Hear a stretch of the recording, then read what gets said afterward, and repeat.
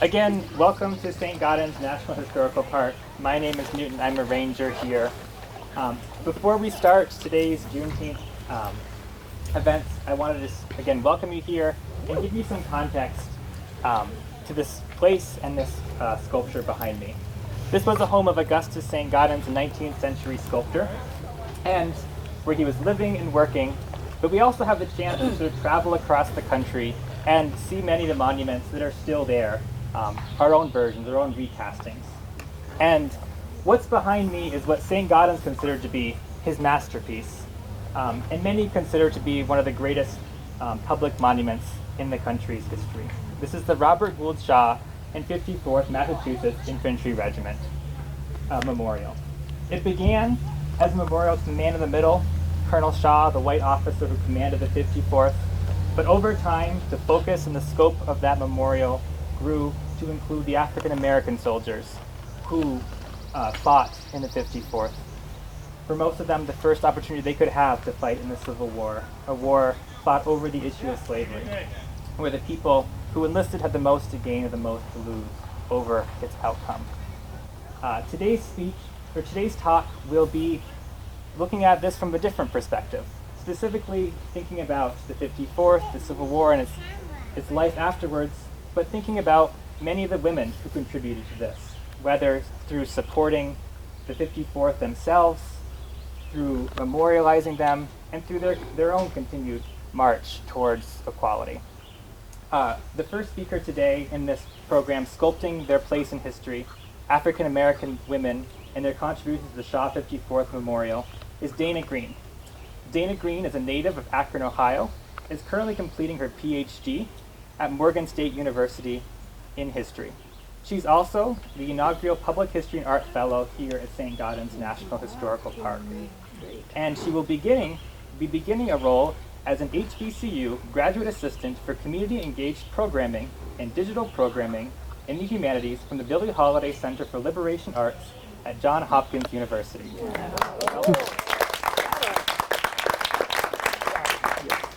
Dana attended Bethune-Cookman University in Daytona Beach, where she received a bachelor's in psychology. As a student at Bethune-Cookman, she worked as a student tour guide in Dr. Mary McLeod Bethune's home, and it's there where she started her career in public history. She went on to pursue a master's in history at North Carolina Central University, where she also worked on the Green Book Oasis Spaces project for the state of North Carolina. So enjoy. Thank you. Thank you. Hi, everyone, and thank you for coming out today. So like Newt said, we're going to be looking at this monument from a different perspective today and looking at the African American women that contributed to this monument. So the first woman that we are going to be speaking about is Edmonia Lewis. So the Shaw 54th Memorial was commissioned on February 23rd, 1884, and it took Augustus Saint-Gaudens roughly 14 years to complete. It was unveiled on Memorial Day of 1897. So like I said, there are many ways to look at this monument. We could look at it from an artistic point of view and solely focus on the way in which this monument was constructed. We could look at this from a historical perspective and discuss how the battle at Fort Wagner was so influential to the Civil War. But today we're going to focus on the contributions that African American women made to aid and memorialize this regiment. So Edmonia Lewis is considered to be the first African American woman to be praised widely for her work with sculptures. Edmonia was born to a Native American woman from the Chippewa Nation and a West Indian father, and she was born around the year 1844 in Greenbush, New York. Both of her parents passed away early, so she was left an orphan, and she eventually went on to live with one of her aunts during her childhood. Edmonia had a desire to be formally educated and was aided in the process by her brother, who went out west to pursue a career during the gold rush. So Edmonia attended at Oberlin College in Oberlin, Ohio in 1859. In 1862, however, some of her white classmates accused her of poisoning them. To make matters worse, a group of vigilantes took it upon themselves to punish Lewis and nearly beat her to death. These events did not deter Lewis from pursuing her education and her dream. She also advocated for herself. She took this case to court and she won the acquittal. During her last semester at Oberlin, she was accused of stealing paintbrushes and paint and a picture frame, and was forced to leave the institution before she finished her final semester. Since Edmonia was having troubles in Ohio, she turned to another area that was receptive to African Americans, which was Boston, Massachusetts, where she met abolitionist William Lloyd Garrison, the creator of the Liberator newspaper. It was in Boston that she found a passion for art and sculpting, but since she was not able to be formally trained in the field, particularly because women were not well accepted into this field, as well as this was not a space for people that appeared to be African American, starting a career in sculpture was very difficult. Fortunately, she crossed paths with Edward Brackett, who was a well-known sculptor, and he decided that he could mentor her. Some of Edmonia's early works include medallions of the faces of prominent abolitionists inscribed on them, such as William Lloyd Garrison and John Brown. In 1864, she achieved financial success when she created the first bust of Colonel Robert Gould Shaw. She was the first person, man or woman, black or white, to do so. So it was not until 1897, however, that Augustus Saint-Gaudens revealed this most notable work of the Shaw 54th Memorial. Lewis began to sell these busts to, finance her life. And so she achieved a lot of success for that and was able to pay her way to go to Europe. So after she left Boston, she traveled to London, she traveled to Paris, she traveled to Rome, and that is essentially where she started her studio in Rome. In 1878, she told the New York Times that I was practically driven to Rome in order to obtain the opportunities for art, culture, and to find a social atmosphere where I was not constantly reminded of my color. The land of liberty had no room for a colored sculpture. Sculpting in Europe was not like what it was in America, and it was extremely difficult because instead of using the mediums that were used in America, they used marble, and that was really expensive to send that out and get it done for you. So Edmonia had to do it herself because she didn't have the finances that many sculptors did have. So one of her more famous works was called The Death of Cleopatra, which she worked on from 1872 to 1876. And it wasn't unheard of for African-American women, or it wasn't unheard of for sculptors in general, to spend years working on a sculpture. But the reason why it took her so long is because she was going back to America to make money and then go back and finish the sculpture because she didn't have the finances to complete it. So once she finished this sculpture, she sent it to Philadelphia, Pennsylvania, so it could be looked at by a committee. And she traveled along with the piece. And it was selected for the Centennial exhibition, and they chose to showcase this sculpture. They decided to put it in Gallery K of Memorial Hall, and that was set aside for American artists. After that, the statue moved around to many places. One of the places that it remained was at a racehorse track, and it's called the Harlem Racetrack in Forest Park, which is a suburb of Chicago, Illinois. Over the time, the horse track transitioned from being a horse track to being a golf course, a Navy munitions site, and then it eventually became a bulk mail center. Ultimately, the statue could not sustain the weathering that it endured. So the Forest Park donated it to the Smithsonian in the 1990s, and a conservator was hired to try to restore it, but he only had one photograph to work from to restore it back to its original state. So unfortunately, on September 17th, 1907, at the age of 63, Edmonia Lewis passed away from Bright's disease, which is inflammation of the kidneys. Although Edmonia made major contributions to the field of sculpture, many of her works disappeared. Some of her surviving works are on display at the Howard University Gallery of Art, the Detroit Institute of Art, the Metropolitan Museum of Art, and the Baltimore Museum of Art. To sum this story up of Edmonia Lewis, I leave you with a quote from her. Sometimes the times were dark and the outlook was lonesome. But where there is a will, there is a way. I pitched in and dug at my work until I am where I am. The next person that we'll talk about is Harriet Tubman. So most people know her for her work on the Underground Railroad, but what's not often discussed is her contributions to the 54th Regiment. So when the Civil War began in 1861, Tubman began her volunteer work in Virginia. She was sought out by the governor of Massachusetts. He asked her to help the soldiers in South Carolina because they were in need of aid and assistance. So it was in March of 1863. She went down and she helped, and she ultimately helped the Union capture a fort that was in Jacksonville, Florida. Harriet Tubman first crossed paths with the 54th Regiment in either June or July of 1863. She served meals to the men of the regiment, including, and later she claimed that she served Robert Gould Shaw his last meal on the day of the Battle of Fort Wagner in 1863, on July 18th, 1863. Boston is known for having an influential abolitionist community with leaders like Lewis Hayden and William Lloyd Garrison. Although Harriet Tubman was no longer able to help slaves escape to freedom, she did help the 54th. So at the Battle of Fort Wagner, when many of the soldiers lost their life, there were actually a total of 1,515 casualties at the Battle of Fort Wagner for the Union. 246 were killed, 880 were wounded, and 389 were either missing or captured. So after the battle at Fort Wagner, Tubman helped aid the soldiers that were wounded. She helped bury the soldiers that died, and she helped feed them as well.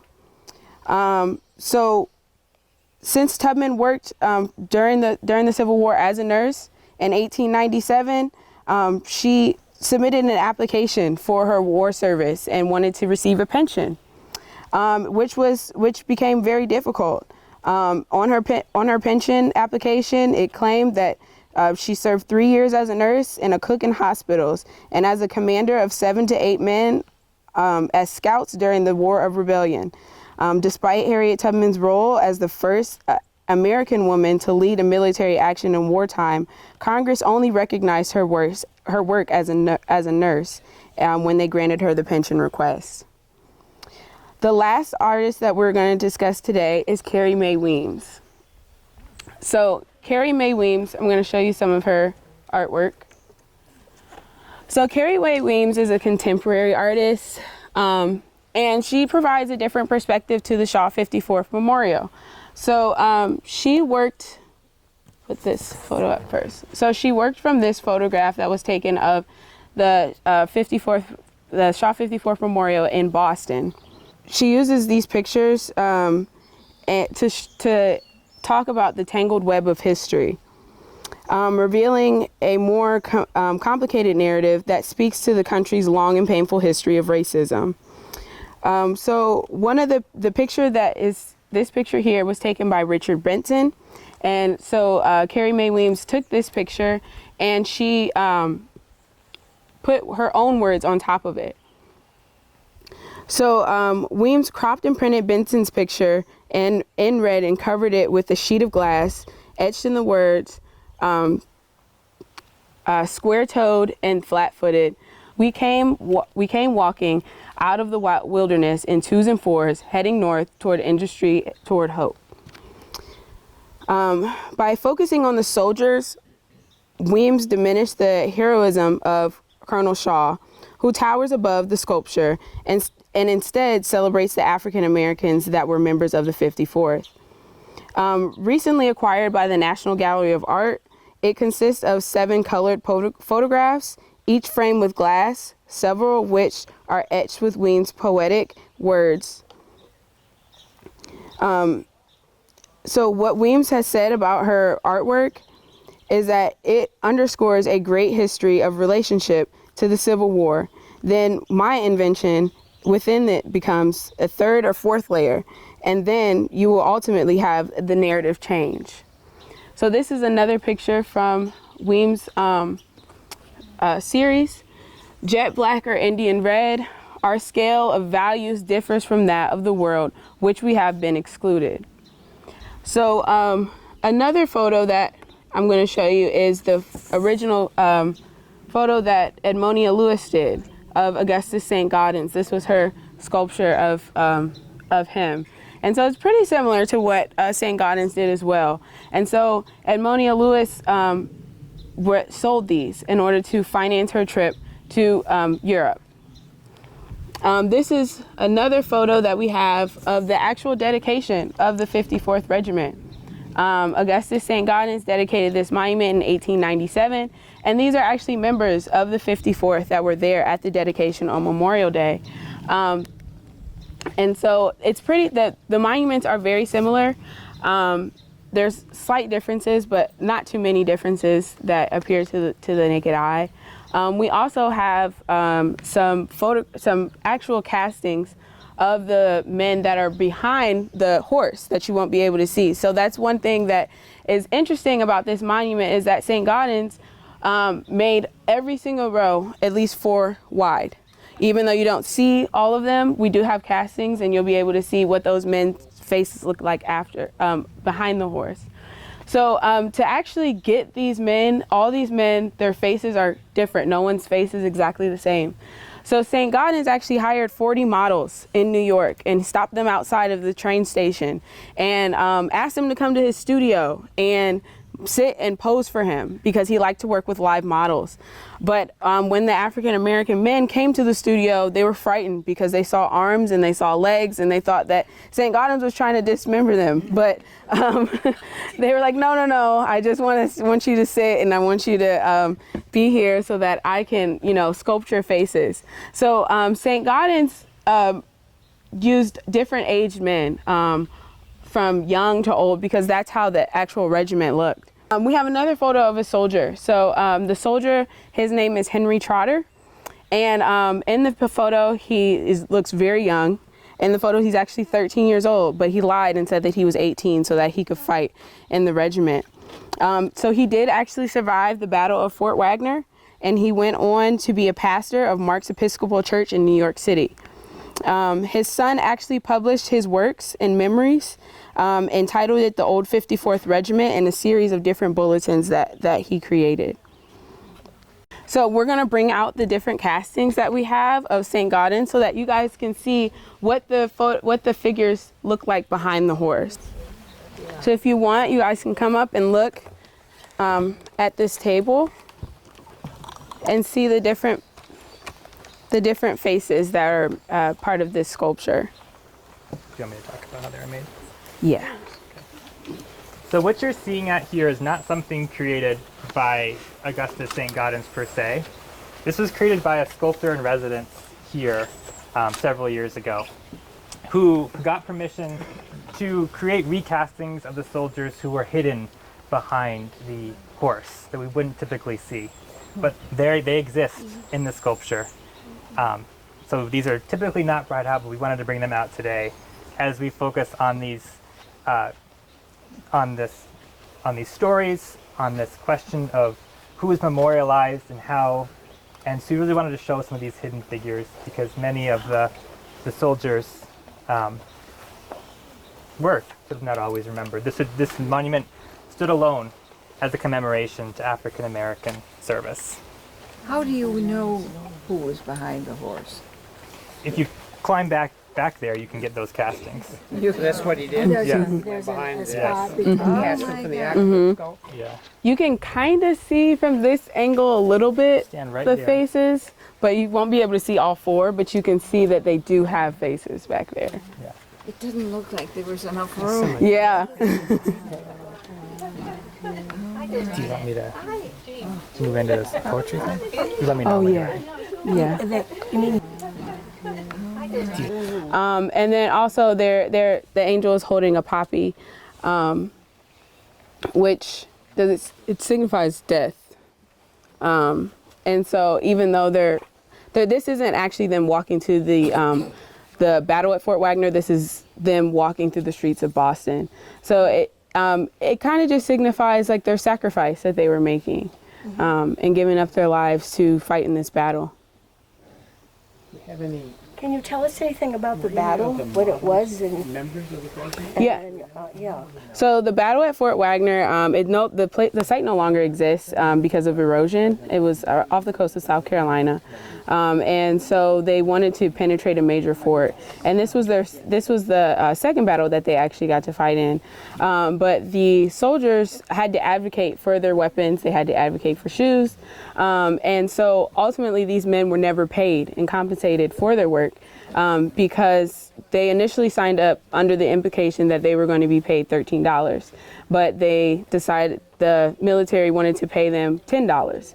And so they all rejected those finances until after the battle at Fort Wagner, when the other members of the 54th received that $13 because of their sacrifice. And although the battle at Fort Wagner, they didn't win, but they did penetrate a major fort for the Confederacy. $13 is a one-time payment. That was like their monthly stipend payment. Dana, do we know what type of man Shaw was? Yeah, so Robert Gould Shaw came from a affluent abolitionist family. So when Augustus Saint-Gaudens was commissioned to do this, he wanted to just do Colonel Shaw on a horse, and that was it. But Robert Gould Shaw's family advocated for the members of the 54th to be a part of this monument, because just as important as Robert Gould Shaw was, the members of the 54th were just as important as well. And so Saint-Gaudens, after having many conversations, decided to add members of the 54th to the monument as well. Yes, he did die in this battle. Yeah. And he was buried along with his soldiers. He pioneered this type of sculpture, didn't he? The bas-relief sculpture. Yes. So this is one of the first sculptures that highlights African American veterans. Originally, when he was commissioned to do this monument, the idea was that it was going to take 2 years. But Saint-Gaudens took 11 years to do the one that was in Boston. And then he brought it back up to Cornish and worked on it some more for 3 more years. So in total, this one took 14 years. Wow. Who commissioned the sculpture? So there was a group of different members. There, the governor, Charles Sumner, who is also a politician in Boston. It was a lot of men that wanted to commemorate Robert Gould Shaw because, like I said, he came from an affluent abolitionist family in Boston. Thank you. Do we know anything more about the angel? Maybe you probably know more about the angel. Yeah, so I can jump in. And the angel is sort of an allegorical figure that Saint-Gaudens uses to help tell that story. It wasn't very common for him to depict something or someone very with much detail, like these soldiers, like Shaw, like the horse, and then add something sort of allegorical or whimsical, or sort of ethereal, something that's sort of meant to sort of tell a story beyond just the reality on the grounds. And that's kind of what that woman does. It's also a part that Saint-Gaudens labored over quite a bit to get it right. Holding an olive branch for peace, poppies for death or sacrifice, kind of guiding or floating over these men who are themselves marching into the unknown. Well before a thought had apparently been given to inviting. He gave all to serve the Republic. Dana, do we know what the banners were? Yes, the flags? Yes, so one of them is the American flag, and then the other one is the flag of Massachusetts. Where are they? In the corner. In the corner right over here.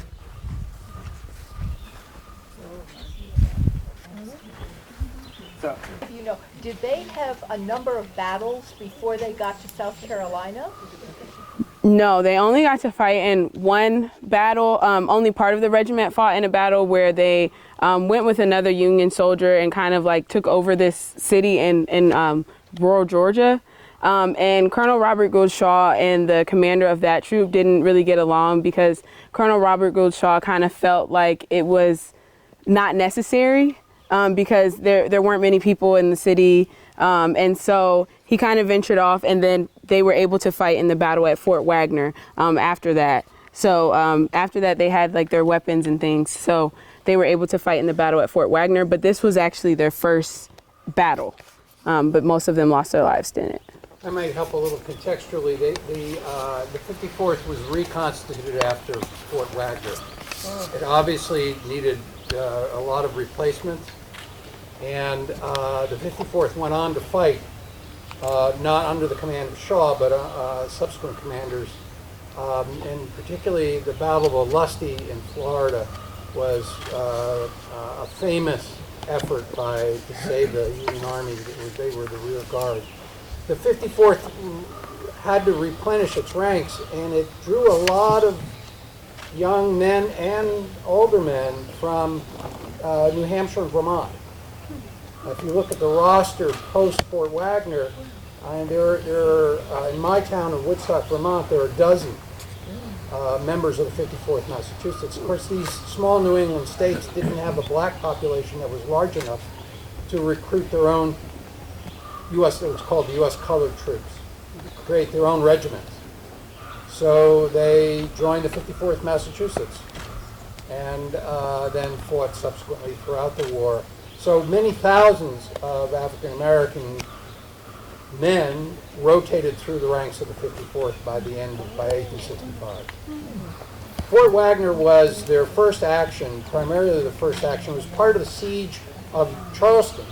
Charleston, South Carolina was the cradle of secession, was known as the cradle of secession. And the United States was determined to capture Charleston. And the attack on Fort Wagner was the beginning of a multi-year campaign to eventually take Charleston. And so the 54th was one of the spearheads of that effort. But it wasn't the end of their military service by any means. Thank you. One other footnote, I think, is that Charleston refused to have a monument to the 54th Regiment in that city contemporaneously, and instead a small children's school was dedicated for black children with the name of Colonel Shaw, and that was the only monument there to that battle. As we wrap up this section, let's just first give Dana a round of applause for Thank you. Thank you. And as we end all of these sessions, we also want to highlight African American artists who are a part of this story. And to do that here, we wanted to share a poem by Paul Laurence Dunbar. Paul Laurence Dunbar was a notable African American writer, poet, whose home is also preserved as part of the National Park Service in Ohio. He will also be commemorating his 150th birthday in just about a week and a half. So we wanted to take this moment to sort of bring another voice into the story of these African American troops. And we've decided on a poem called The Colored Soldiers, which Paul Laurence Dunbar wrote. And there are 4 stanzas that we'll be reading from this. And we'd also love anyone who'd like to read one of the stanzas. We can love for volunteers for that too. Anyone who's interested in sort of joining this reading? All right. And if you can stand when you read your stanza and face everyone so that everyone can hear. Okay. The Colored Soldiers by Paul Laurence Dunbar. If the muse were mine to tempt it, and my feeble voice were strong, if my tongue were strained to measure, I would sing a stirring song. I would sing a song heroic of those noble sons of Ham, of the gallant colored soldiers who fought for Uncle Sam. In the early days you scorned them, with many a flippant flout said, "These battles are the white man's, and the whites will fight them now." Up the hills you fought and faltered, in the vales you strove and bled, while your ears still heard the thunder of the foe's advancing tread. Then distress fell on the nation, and the flag was drooping low. Should the dust pollute your banner? No, the nation shouted no. So when war and savage triumph spread abroad his funeral pall, then you called the colored soldiers, and they answered to your call.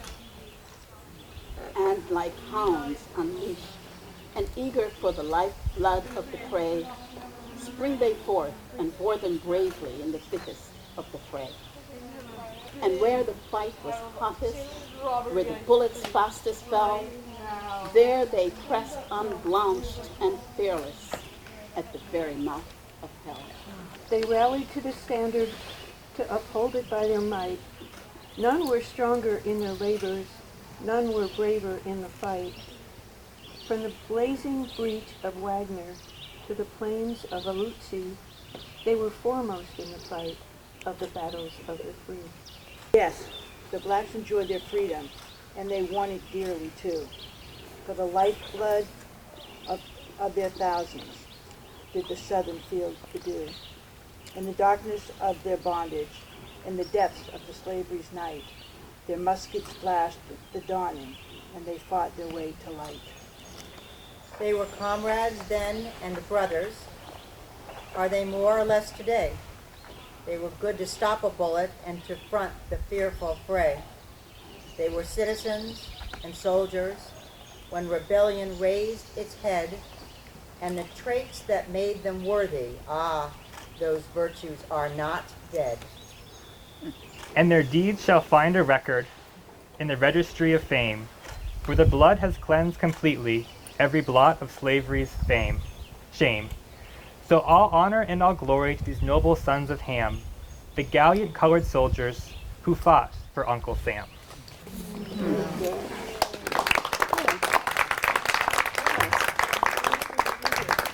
So again, thank you to Dana. Thank you for joining us here at the Shaw 54th Memorial.